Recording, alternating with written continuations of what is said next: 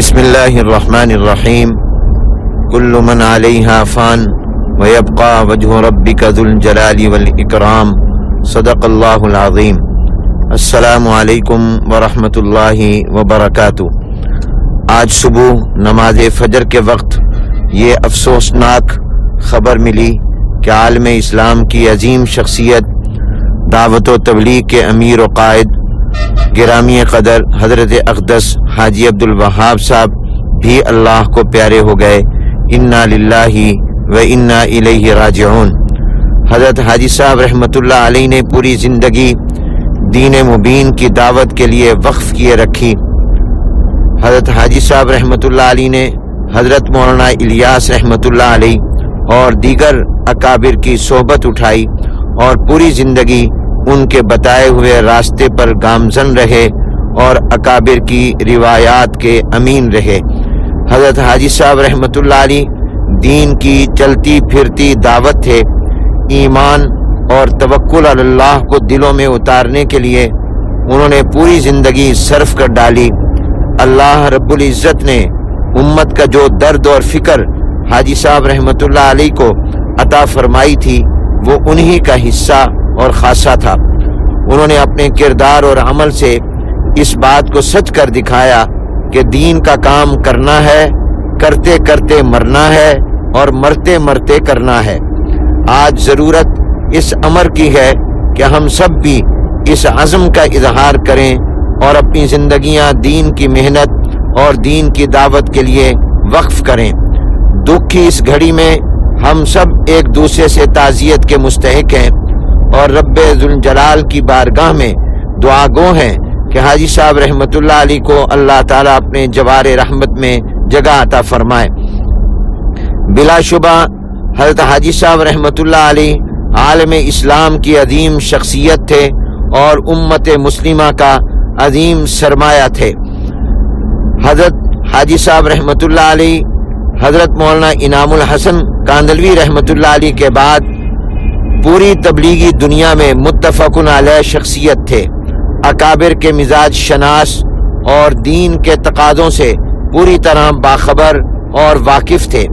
اہل علم اور اکابر کے ہاں محبوب، محترم اور معتمد علیہ تھے۔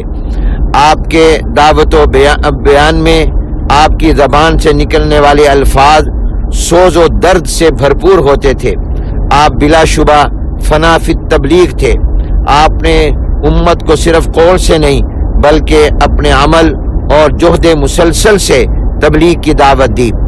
اپنی صحت کے ایام میں بعض اوقات 5-5 گھنٹے مسلسل بیان فرماتے تھے اور روزانہ کئی مرتبہ بیان فرماتے تھے۔ آپ دعوت و تبلیغ کے عالمی فکر کے نمائندہ اور امین تھے اور پوری امت اسلامیہ کا سہارا تھے۔ ان کی جدائی نے پورے عالم اسلام کو سوگوار کر دیا ہے۔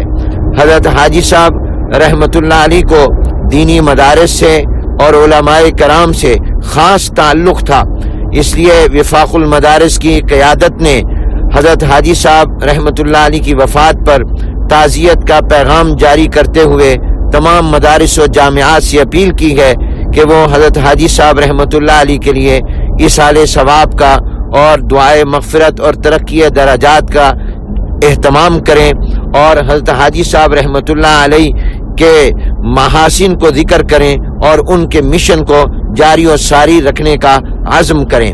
حضرت حاجی صاحب رحمۃ اللہ علیہ کا جامعہ خیر المدارس ملتان سے بھی بڑا گہرا تعلق تھا۔ جب بھی میں ان کی خدمت میں حاضر ہوتا حضرت جد امجد مولانا خیر محمد صاحب رحمۃ اللہ علیہ کا بڑی محبت سے ذکر فرماتے، ان کے واقعات سناتے اور ایک عرصہ دراز تک حضرت حاجی صاحب رحمۃ اللہ علیہ اور دیگر اکابر رائیونڈ دورہ حدیث کے طلباء کو خیر المدارس میں دورہ حدیث کی تعلیم کے لیے بھیجتے رہے اور الحمدللہ حاجی صاحب رحمۃ اللہ علیہ ہر سال سماہی ششماہی سالانہ امتحان کے لیے خود خط تحریر فرماتے اور جامعہ کے اساتذہ امتحانات کے لیے رائیونڈ حاضر ہوتے، اور یہ سلسلہ اب تک جاری ہے۔ اور حاجی صاحب رحمۃ اللہ علیہ کے وہ خطوط میرے پاس موجود ہیں جو حاجی صاحب خود تحریر کروا کر اپنے دستخطوں سے ارسال فرماتے تھے۔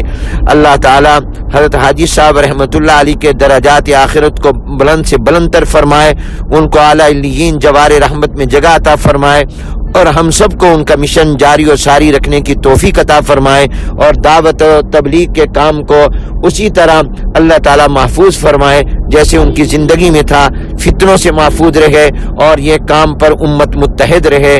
وآخر دعوانا ان الحمدللہ رب العالمین۔ دعا گو و دعا جو محمد حنیف جالندھری، محتمم جامعہ خیر المدارس ملتان پاکستان، ناظم اعلیٰ وفاق المدارس العربیہ پاکستان۔